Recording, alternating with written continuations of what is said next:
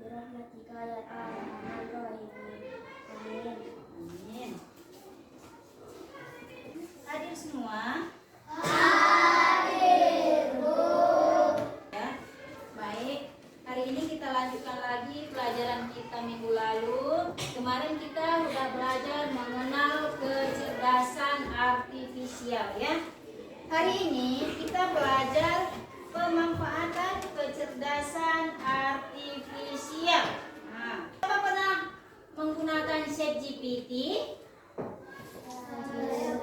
Pernah ya? Ayo, apa manfaat dari ChatGPT? Menyusun berbagai jenis teks. Misalnya, penggunaan dapat meminta ChatGPT untuk membuatkan teks pidato untuk memperingati Hari Kemerdekaan dengan panjang kata sebanyak 500 kata dan menggunakan gaya bahasa formal. Melengkapi teks atau menghitung.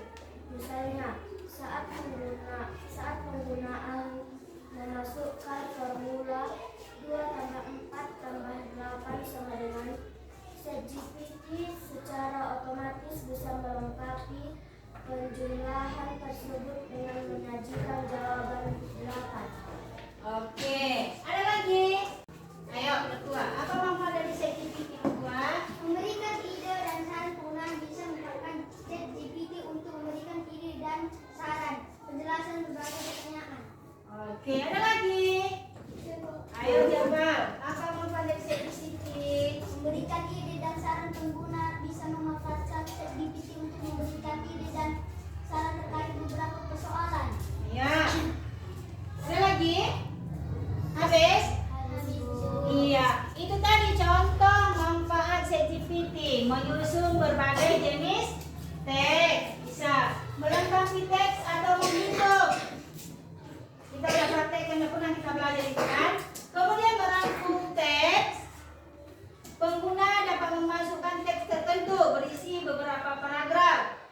Mengoreksi tata bahasa dalam teks. Itu tadi contoh manfaat dari ChatGPT.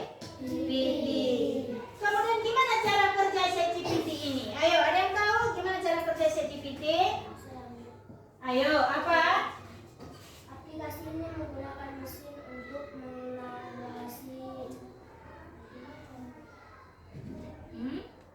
Aplikasinya menggunakan mesin untuk menganalisis input dan memahami konteks.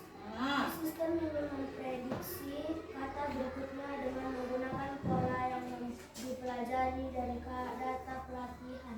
Oke, sistem ini memprediksi kata dengan menggunakan pola yang dipelajari data pelatihan. Ayo, gimana lagi cara ChatGPT? Udah pernah kita belajar itu kemarin apa? Ayo, gimana cara ChatGPT bekerja? Anda mengirim permintaan, silahkan tuliskan lain. ChatGPT memintakan input menjadi token untuk diproses. Oke, ada juga ChatGPT memecah input menjadi token untuk diproses. Ada lagi? Ayo jawab. Ini berfokus pada bagian yang paling relevan dari masukan Anda menggunakan mekanisme perhatian. Ya. ChatGPT menghasilkan respon lengkap kata demi kata dan mengirimkannya kembali kepada Anda. Oke, itu tadi cara ChatGPT bekerja. Masih ingat ya? Masih ingat yang minggu kemarin? Baik. Sebelum kita lanjut, Ibu kasih dulu tuh tahu tujuan pembelajaran kita.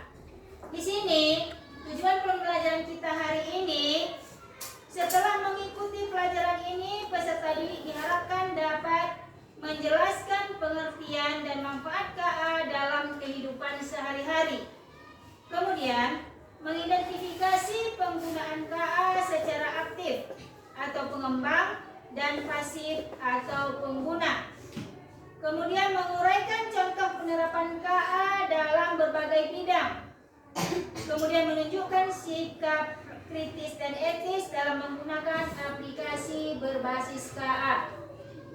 Kemudian menyampaikan pendapat tentang manfaat dan risiko AI dalam kehidupan. Itu tadi tujuan pembelajaran kita hari ini. Nah, sebelum kita lanjut ke materinya, sekarang coba dulu perhatikan, Ibu nampakkan dulu video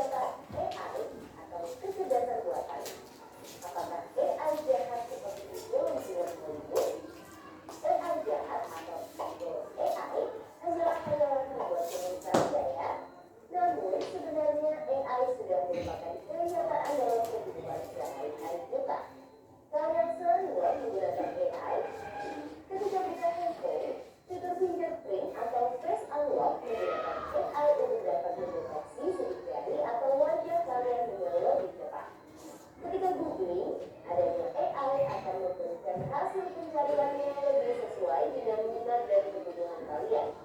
AI juga dapat digunakan pada berbagai aplikasi loh. Contohnya seperti Face pada Facebook yang mampu mengenali wajah yang ada di dalam foto. Gambar foto juga menggunakan AI agar dapat menyesuaikan dengan bentuk wajah. Kalau kalian terbiasa nonton atau live konten di YouTube misalnya, akan muncul rekomendasi konten yang tidak jauh-jauh dari TikTok juga.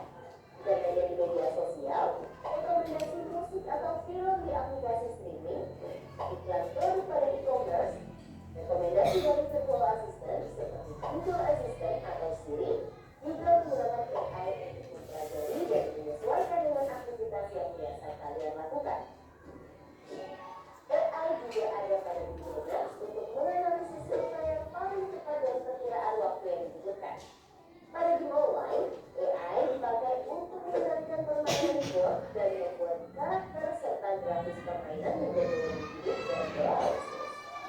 Lalu, apa itu AI? AI atau Artificial Intelligence atau kecerdasan buatan adalah sistem yang memungkinkan mesin atau komputer untuk berpikir, belajar, dan melakukan tugas seperti manusia. Istilah AI muncul pada tahun 1956 dalam konferensi Dartmouth yang diinisiasi oleh John McCarthy, seorang ilmuwan komputer asal Amerika Serikat. Di antaranya ada 4 teknik dasar pada AI, yaitu searching, reasoning, planning, dan logic.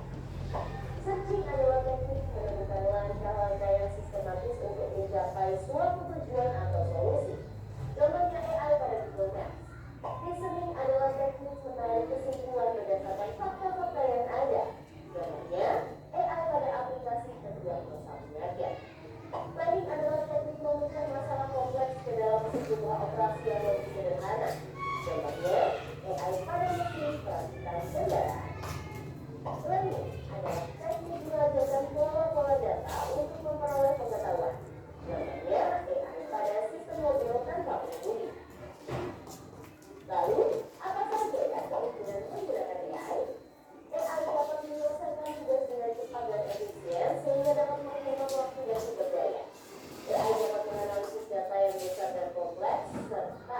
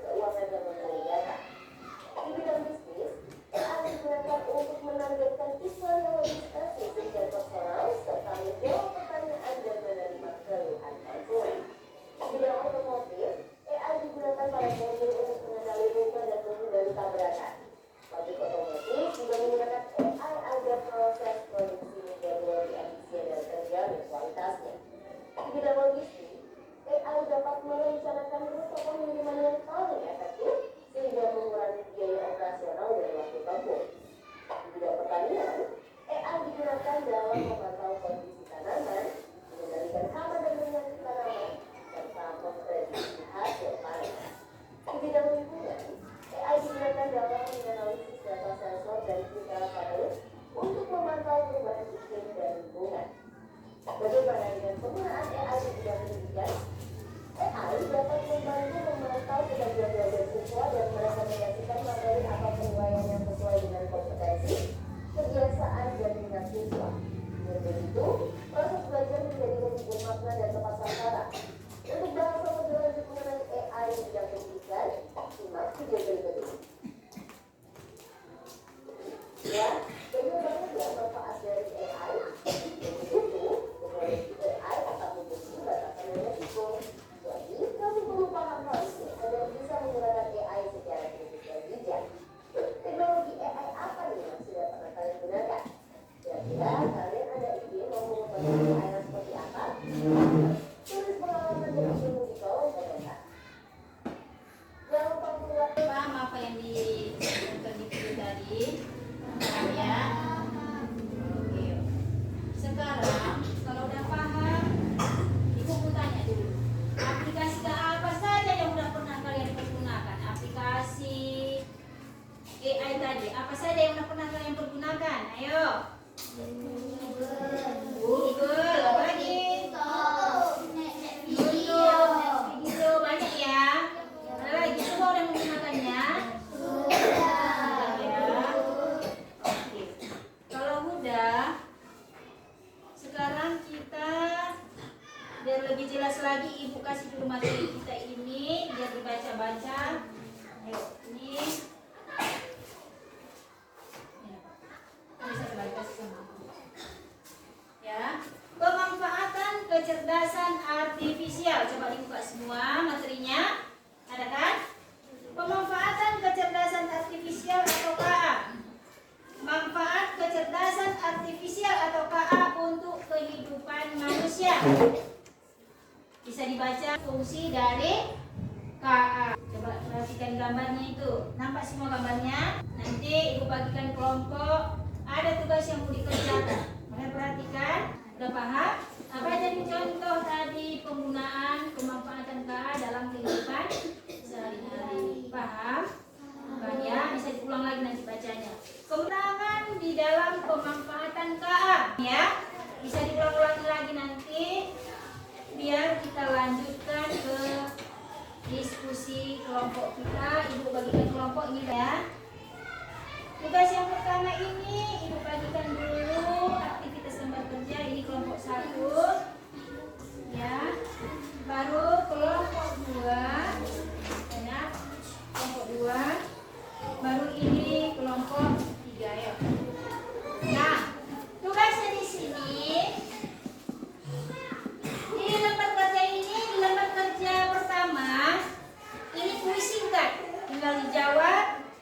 Kalau kurang paham baca lagi materinya tadi ya. Kemudian di tugas 42 ini pun ada tadi di materinya ya. Baru tugas yang ketiga juga ada, sampai tugas yang keempat. Ada 4 kegiatan yang harus disiapkan. Setelah selesai ini nanti ya, baru kita bahas yang bagian 43, tantangan di dalam pemanfaatan kecerdasan artifisial. Ayo, sekarang kerjakan dulu aktivitas ini yuk. Di mana yang nggak paham boleh ditanyakan ya. Dibaca lagi materinya tadi. Tengok lagi materinya tadi. Kalau kurang paham, di video tadi pun udah dijelaskan. Mungkin kurang paham tadi ada di materi ya. Ayo, ada yang kurang mengerti? Ayo disiapkan. Ayo semua bekerja dalam kelompok ya. Sudah siap? Kalau sudah, coba dibuka dulu lembar kerja 42. Ya. Lembar kerja 42 di situ kita cocokkan aplikasi dengan penggunaan aktif ataupun pasif ya.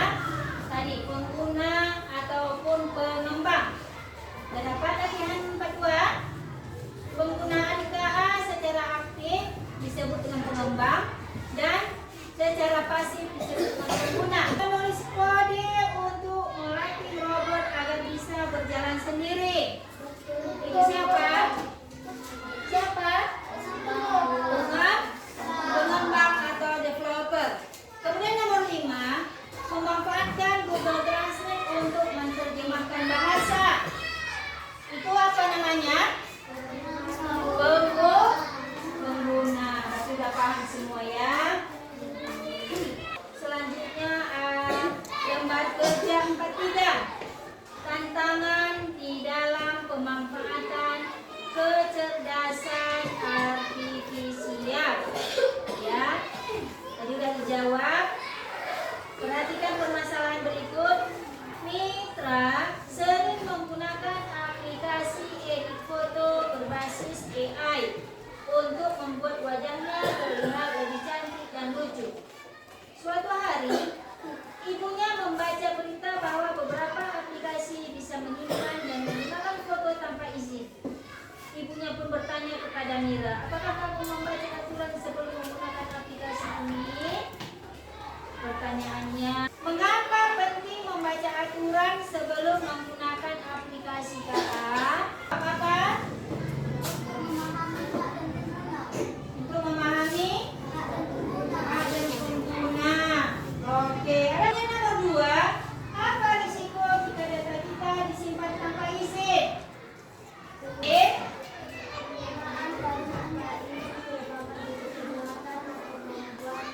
Iya, penggunaan tanpa izin adalah merupakan suatu perbuatan pidana ataupun kejahatan. Ya. Bagaimana cara kami menggunakan aplikasi KA?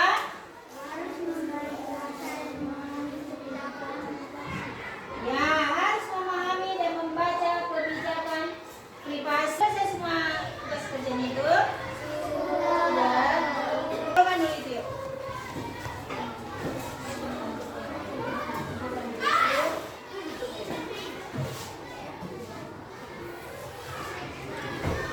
Biar kita praktekkan satu aplikasi ya.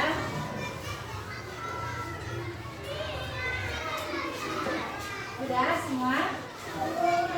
Kalau udah, sekarang kita praktekkan satu aplikasi. Bisa contoh aplikasi atau Google Translate ya. Google Translate kita coba ya. Pernah dengar kan? Ya, Google Translate. Kita coba nampak ya. Kita coba di sini bisa kita buat, kita minta dulu dalam bahasa Indonesia ke bahasa Inggris ya. Contoh, apa mau kita buat kalimatnya? Apa kita buat? Nah, saya adalah seorang siswa. Dengan dalam bahasa Inggris yang kuat ya. I am a student. Saya adalah seorang siswa. Itu tadi contoh, bisa dicoba di rumah. Ini tadi contoh aplikasi Google Translate. Dan masih banyak aplikasi lain yang bisa kita buat. Contoh ChatGPT, Canva. Ayo tulis dulu refleksi pembelajaran kita hari ini.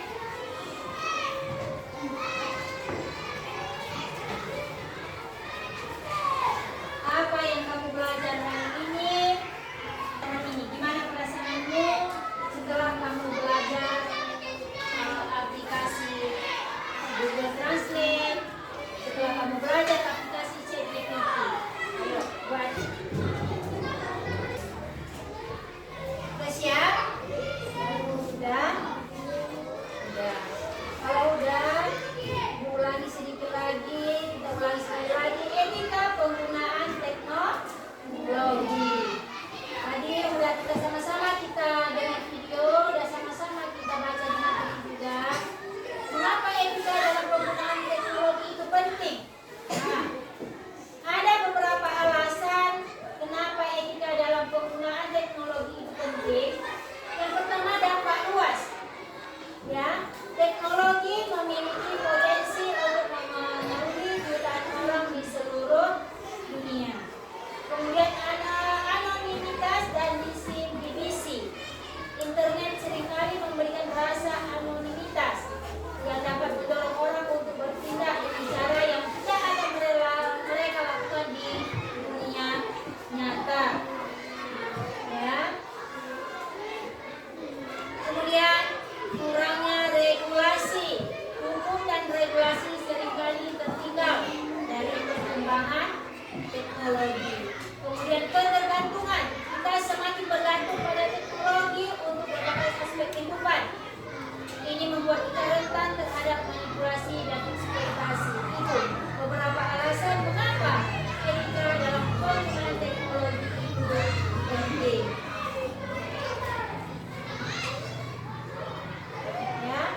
Jadi dalam penggunaan KA ini perlu ada beberapa aspek utama dalam penggunaan KA ini, ya. Etika dalam penggunaan KA ini, privasi, tadi sudah kan? Privasi, pengumpulan data, penyimpanan data, penggunaan data, sama hak privasi, itu privasi. Apa itu privasi tadi? Hak untuk mengendalikan informasi pribadi kita. Kemudian keamanan, ya, keamanan perangkat itu perlu, ya, seperti komputer ataupun ponsel, HP dengan kata seri yang kuat, itu tadi keamanan. Kemudian KA ini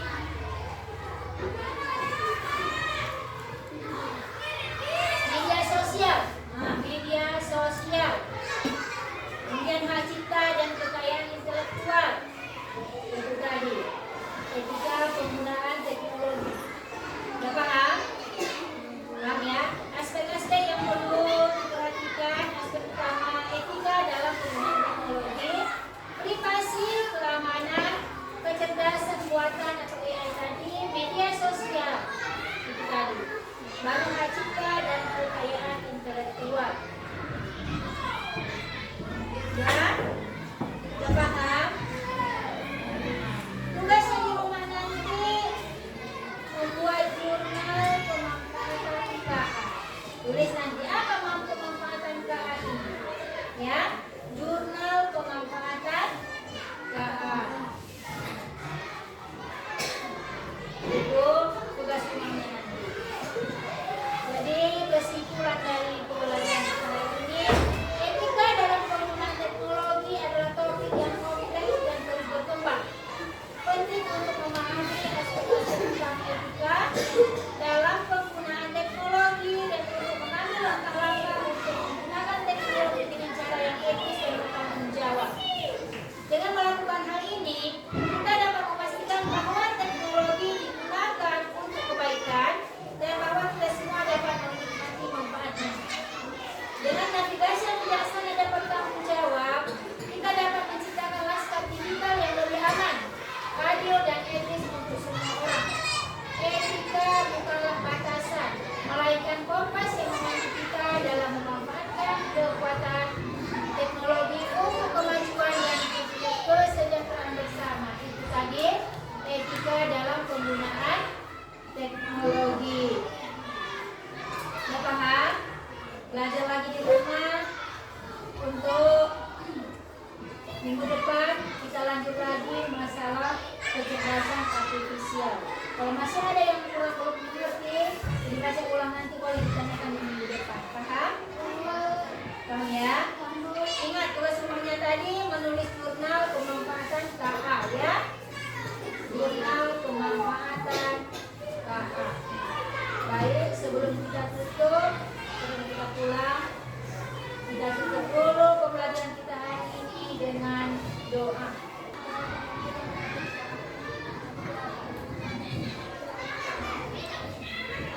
Ini, ya, simpan bukunya. Kita bisa buat.